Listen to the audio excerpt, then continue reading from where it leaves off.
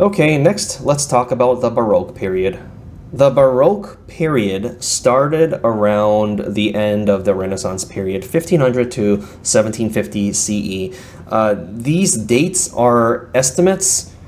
Actually, after the Renaissance, there was Mannerism, and then came Baroque. But Mannerism kind of happened at the same time around the Renaissance happened. So we're moving straight onto Baroque because Baroque is kind of the successor of the Renaissance.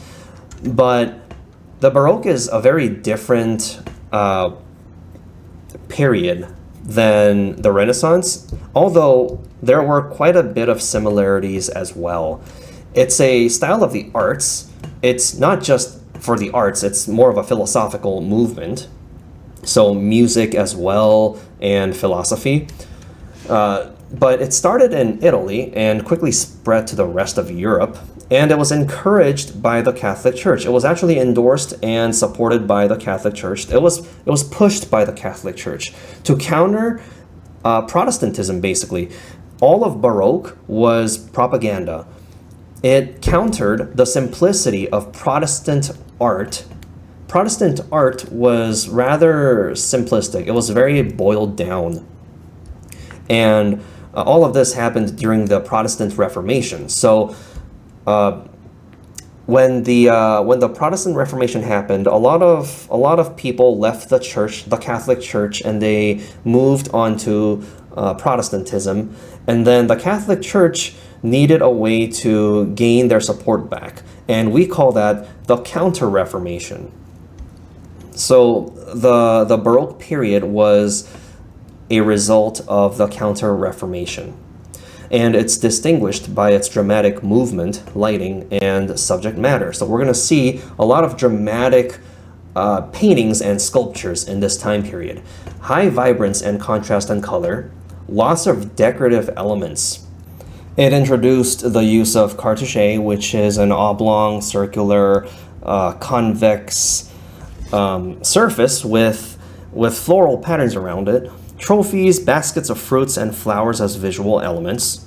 And as for notable artists, we have Diego Velázquez, he's Spanish, Caravaggio, Italian, Rembrandt, he's Dutch, and Gian Lorenzo Bernini. Okay, he's also Italian. So this is Caravaggio.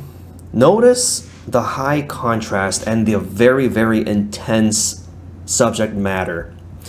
This piece is called Narcissus at the source. This is Narcissus. And he's admiring himself in his reflection. And then it's a scene from mythology. He's admiring himself so much, he bends over too much, and then he falls in and he drowns. And this is where the term narcissistic comes from. Don't be like Narcissus. This piece is called Judith beheading Holofernes. So this is Judith, and this is Holofernes. And in the Bible, this is a scene from the Bible. There's a lot of violent scenes in the Bible, but this is one of many. And this is a scene where Judith was asked by someone to, I don't know who, I don't know the full story, but she had to bring the head of Holofernes. And here she is beheading Holofernes.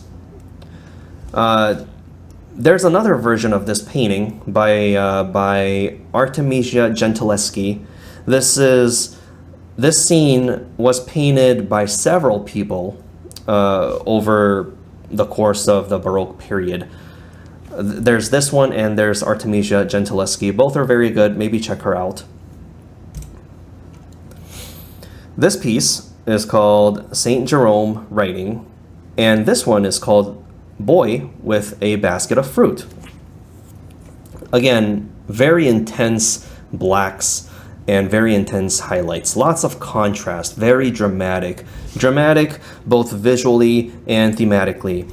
This is an early painting that Caravaggio did. He drew a lot of boys with baskets of fruits, just like random people that he dragged off the street and used them as models. and they would pose for paintings, and he painted them. All right, let's look at Rembrandt. This piece is called Anatomy Lesson of Dr. Nicholas Tulp. It's an anatomy lesson, just like the title suggests. This is either his students or apprentices, or maybe someone else from school administration, who knows. And they're looking at the inside of someone's arm, okay, and he's giving a lesson. This is the three crosses. It's a scene of the crucifixion of Jesus. So here's Jesus, and here are the two other people who were crucified next to him. And there are different versions of this, because this is an etching.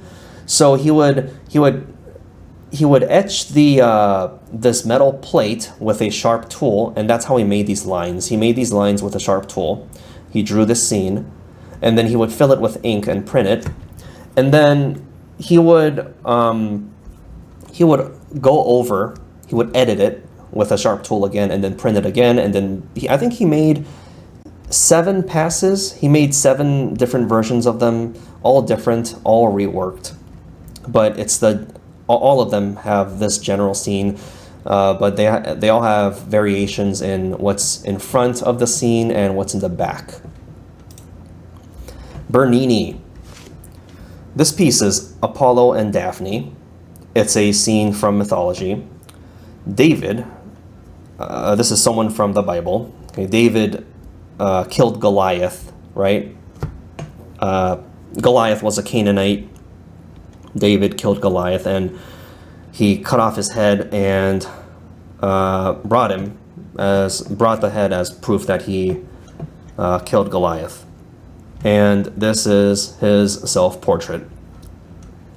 Bernini made a lot of sculptures from scenes in the Bible, and he was a master, and he was commissioned very often, and he worked very closely with the Catholic Church because, as I said earlier, the Baroque period, the entire Baroque artistic movement was sort of a propaganda by the Catholic Church to gain back their followers. And Bernini was one of the artists that the Catholic Church commissioned to make all their grand sculptures. And one of the sculptures is called The Ecstasy of Saint Teresa.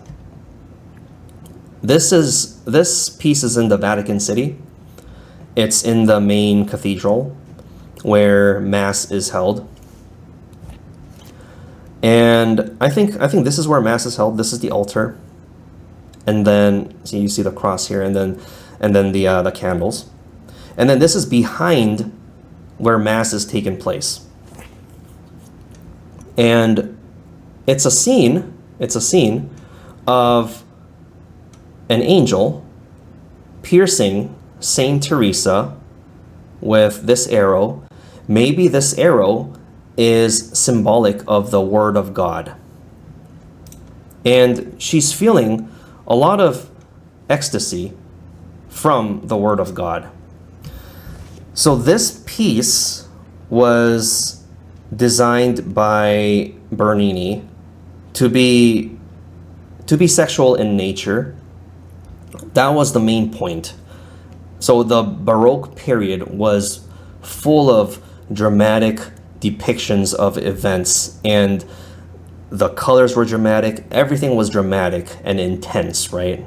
So to stay in that style, Bernini intentionally made this scene very erotic, and it was perceived really, really well because it was controversial. Saint Teresa is portrayed in a way in that she's like feeling ecstasy from the Word of God, and that was exactly what the Catholic Church and Bernini intended.